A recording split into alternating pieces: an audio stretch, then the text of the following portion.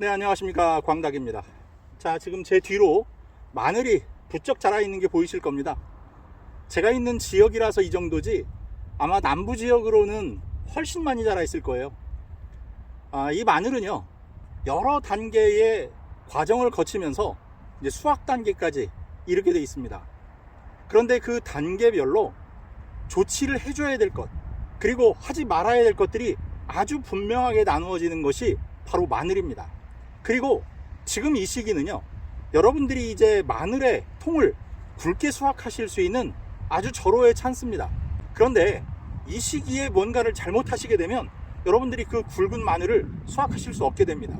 그래서 오늘 제가 이 마늘의 성장 단계별로 어떠한 걸 해줘야 되는 거고, 또 여러분들의 마늘은 지금 이 4월 초 무렵에 어떤 중요한 변화를 겪고 있는지, 그리고 무엇을 해주고 무엇을 해주면 안 되는지, 그래서 결국 통 큰 마늘을 수확할 수 있는 찬스를 잡을 수 있는 것인지 설명을 시작하도록 하겠습니다.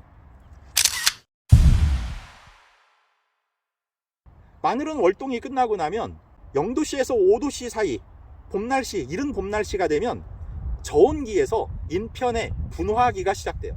인편 분화기, 말은 어렵지만 마늘이 뭐 6쪽이 됐건 8쪽이 됐건 이렇게 쪽이 나누어진다는 걸 뜻해요. 그리고 이 시기는 남부는 3월 말이면 이제 끝나게 되고요, 중부는 4월 중순까지 지속이 됩니다. 이때는 추비가 가장 중요하죠. 왜 추비가 중요하냐면 마늘의 굵기는 경엽의 크기와 밀접하게 관련이 있습니다. 자, 경엽, 어려운 단어가 나왔습니다. 경엽이 뭘까요? 경엽은 한자로 줄기 경자와 이파리 엽자를 씁니다. 그래서 줄기와 잎이 잘 발달을 해야 통 큰 마늘을 수확할 수 있다는 뜻입니다. 줄기가 가늘고 잎이 부실하면 절대로 밑에 통 큰 마늘이 들기가 어렵습니다.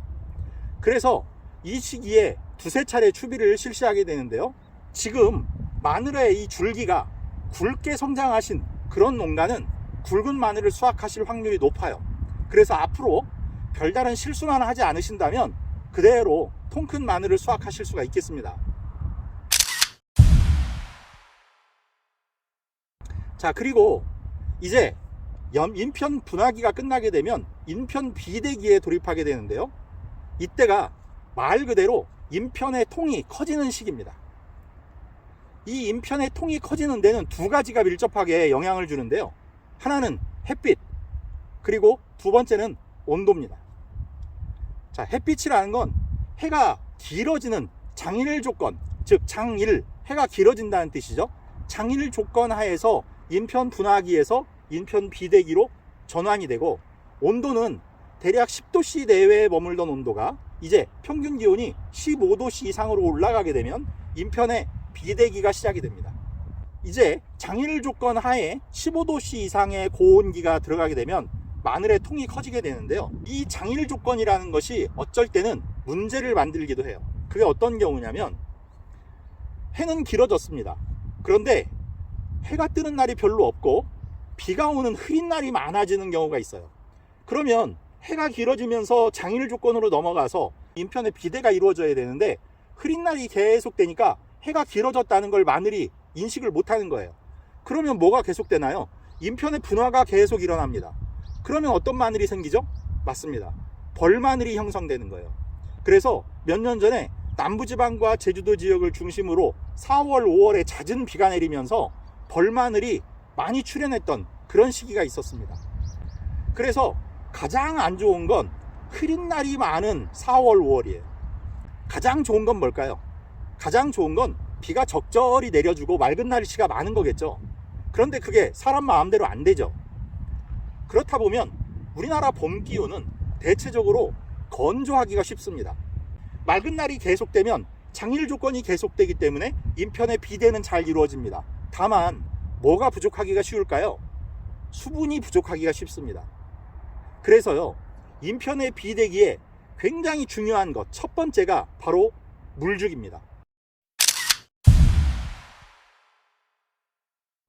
인편의 비대기, 이때는 물주기가 가장 중요한 요소예요.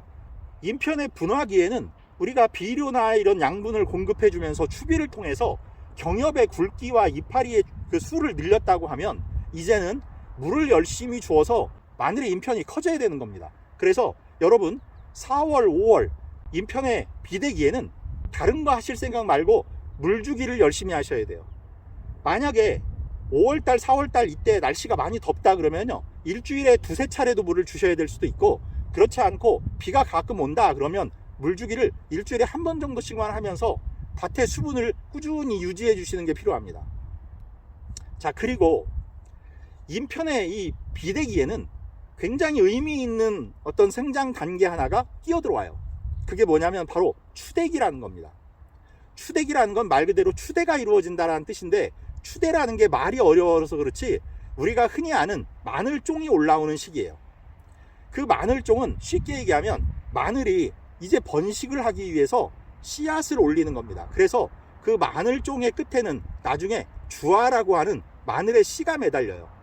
우리가 흔히 마늘을, 이 마늘쪽이라는 인편을 올 가을에 다시 심어서 번식을 시키는 형태지만, 원래는 마늘의 씨인 주화가 그 마늘종 끝에 달립니다. 그런데 마늘의 주화를 통해서 번식을 시키려고 하면 시간이 오래 걸려요. 대략 횟수로 2년 이상이 걸리기 때문에 이 인편으로 매년 이렇게 번식을 통해서 우리가 수확을 하게 되는 겁니다.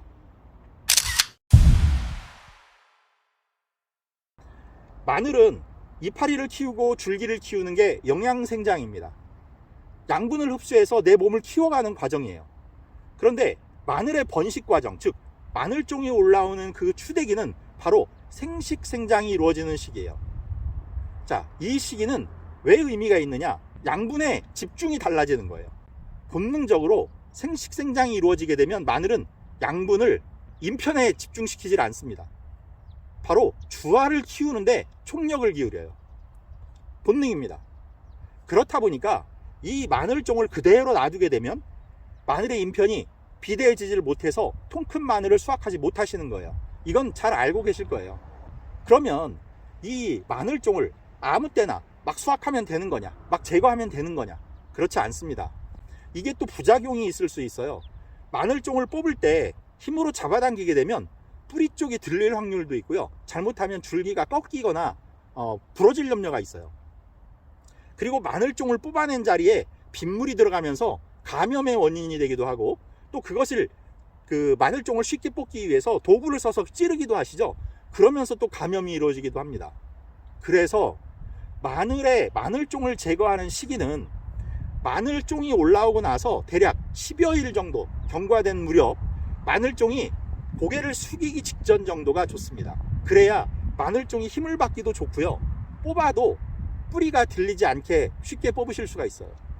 그리고 너무 일찍 뽑게 되면 마늘이 생식생장을 해야 하는데 양분을 어느 정도는 써야 되는데, 이게 계속 영양생장으로만 양분을 쓰게 되면 영양생장인 새싹이 올라오면서 벌마늘이 출현할 확률이 있습니다.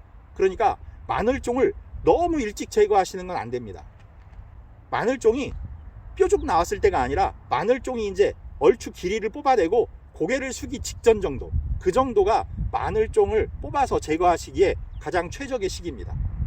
자, 이렇게 마늘종을 잘 뽑아주시게 되면 대략 7% 이상의 수확량이 증가한다라는 그런 통계도 있다고 합니다. 자, 이렇게 해서 여러분의 마늘이 지금 인편 비대기라고 하는 굉장히 중요한 변화를 겪고 있기 때문에 앞으로는 질소질의 추비는 절대 금하고, 물주기와 마늘종이 올라오게 되면 그 마늘종을 제거해 주시는 것 두 가지만 열심히 해주시게 되면 이제 그 인편의 비대기를 무사히 넘기게 됩니다. 물론 이거 외에도 마늘에 질병이 오지 않도록 뭐 입마른병이라든지 여러 가지 병들이 있죠. 이런 병들을 예방하는 방제를 실시해 주시는 건 해야 되겠지만, 오늘은 그에 대한 얘기는 생략하고 다음 시간으로 약속을 드리겠고요. 알려드린 방법만 이제 부지런히 하시고 잘 살펴보시면서 병이 오는지 확인만 하시고 방제 잘 해주시면 여러분들 마늘 크게 수확하시는데 별 문제 없을 거로 생각합니다. 자, 여러분들 풍성한 수확 응원하겠고요. 구독, 좋아요, 알림 설정 부탁드리면서 인사드리겠습니다. 감사합니다.